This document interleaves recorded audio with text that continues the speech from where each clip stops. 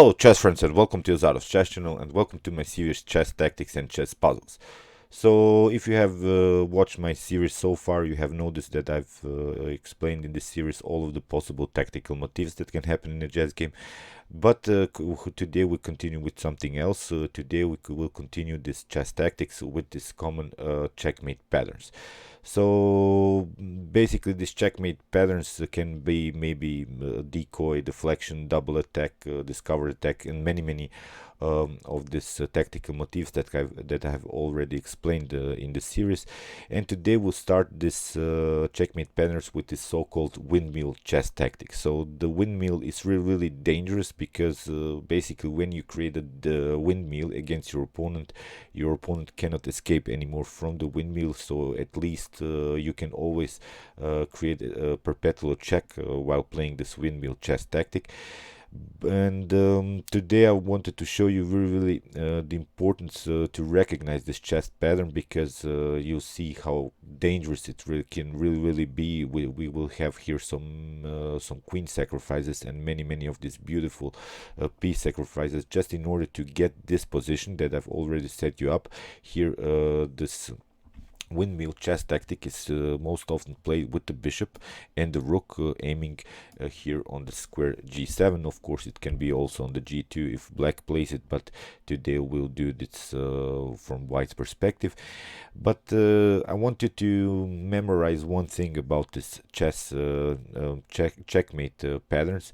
It's not about so much creating checkmates. These checkmate patterns are really used to create some threats, and most of the games of course don't end with checkmates. Most of the games will lead into this position in which maybe white or black will gain some huge material advantage. He'll grab two pawns, or he'll grab maybe a knight or bishop, but that's all possible because he was threatening sort of to create checkmates, and that's why his opponent had to defend and really use some material just in order to not get checkmated. So let's see now this windmill chess tactic. So you see, with this bishop and the rook, we have now the possibility to create immediate checkmate with the move, of course, rook on g7, king on h8 has to be played. We have rook on f7 with this discovered attack on the king. The king has again only one square. We can play another check here,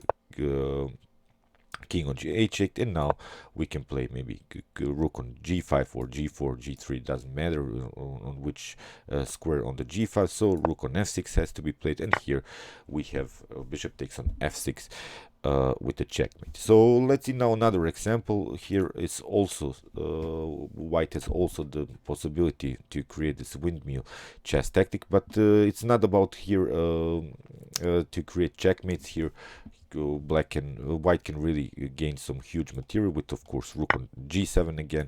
Here we can again play this discovered attack. The king has to move again with the same idea. We can simply continue to grab these pawns. You see, this windmill is really effective. Black cannot escape from this tactic.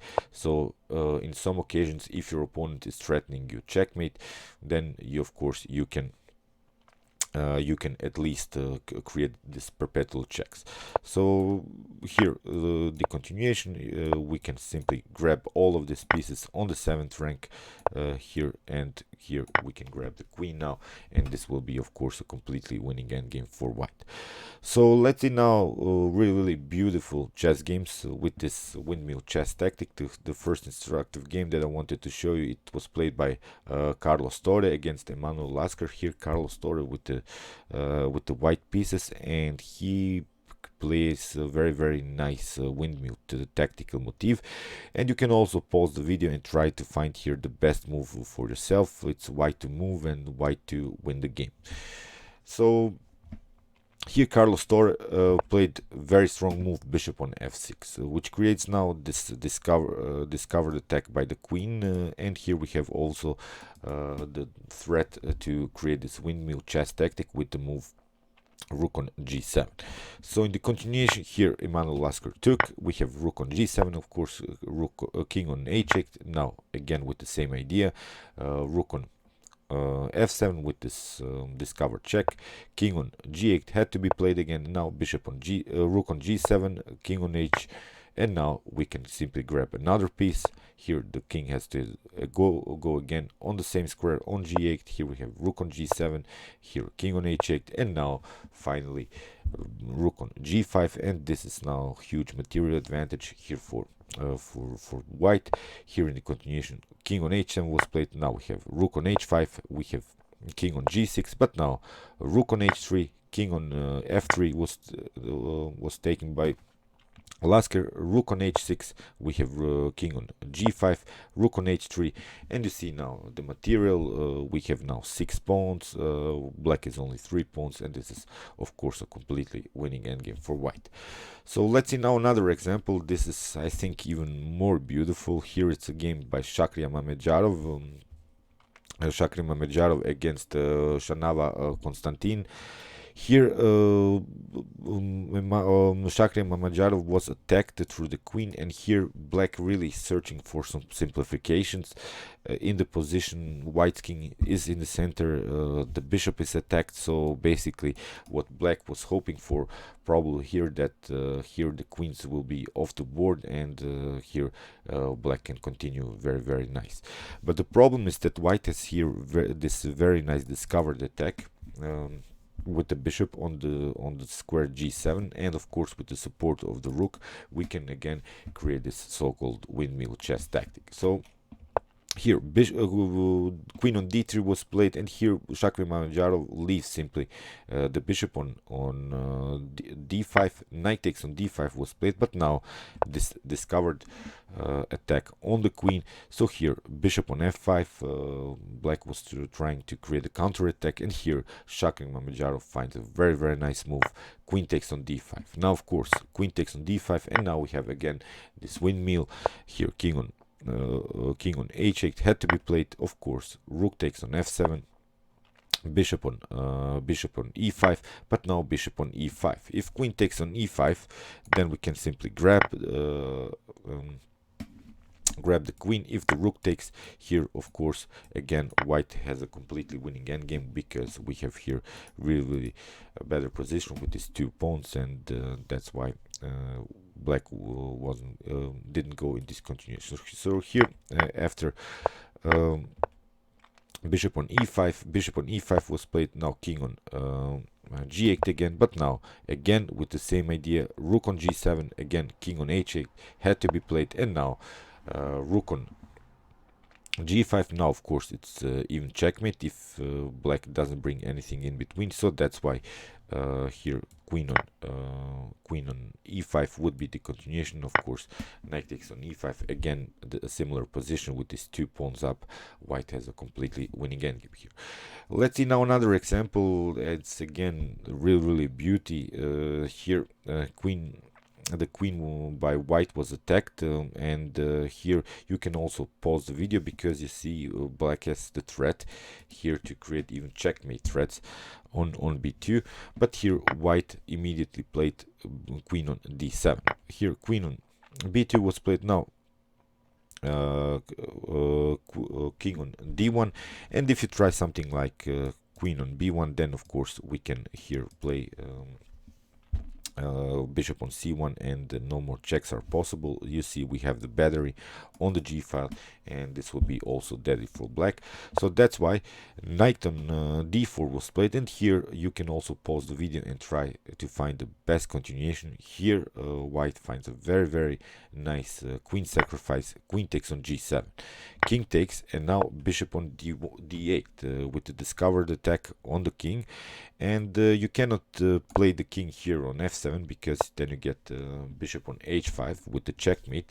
So that's why after bishop on d8, king on h8 had to be played, but now very strong motif, again deflecting this rook from the f file, because that's the file that we want to bring the bishop here. So here of course rook takes on g8 had to be played. Now bishop on f6, and again we have a very deadly windmill. Rook on g7, bishop takes on g7. Here king on g8. Now again with this deflection motif. Here bishop takes on d4, the king has to escape, king on f7, and here rook on f1, king on king on e7, and now finally taking the queen. We see white is continuing the game with the bishop, and here of course has completely winning endgame. So as said, you see many of these windmill chess tactics don't result with some checkmates, but you can really gain a huge material advantage in the middle game, and that's really possible because this windmill is really deadly, and as said, you cannot escape here from this tactic. So here is again another example. It's a gameplay by Ernest Falkbeer against Adolf Anderssen, and here Adolf Anderssen with the move knight on d5 thought that okay, now black created this attack, white has to escape somewhere with the queen, but here white finds a very nice attack. Rook takes on d5 was played, rook takes on f4, and again here rook on d7 with an attack on the queen, because we have now again the possibility to create this windmill chess tactic with the bishop and the rook, of course with some discovered attacks by the move knight on g6. So that's why here queen on c8 was played first, but now knight on g6 with the check, here h takes g6, and now of course rook on g7, here rook on f3 was played, but now bishop on e5. We are not allowing our opponent to grab this bishop because the bishop is now the best piece on the board. Here queen on f8 was played, but now rook on f7 with this windmill chess tactic. Here king on g8 had to be played, here again with this the discovered attack now by this bishop. King on h7 had to be played, but now rook takes on f8, and here in this position Adolf Anderssen resigned because again white has a huge material advantage with this bishop and with this pawn up situation, and of course it's a completely winning endgame for white. So at the end of the video here is a chess puzzle for you to solve at home. Here again we have this tactical motif, the windmill, so try to find the best continuation here. It's a gameplay by Timur Ajabov against Alexander Bortnik. Here you have to find also this windmill chess tactic, but of course you have to clear some files, clear some diagonals for your bishop and the rook, and try to find this very nice tactical motif. Okay, I hope you enjoyed this video. We will continue with this checkmate patterns with so many beautiful queen sacrifices and many of these beautiful piece sacrifices. And meanwhile you can watch my other chess tactics and chess puzzles videos from the series, and you can also watch my basics in chess series, in which I show you opening principles, middle game strategies, and the end game strategies.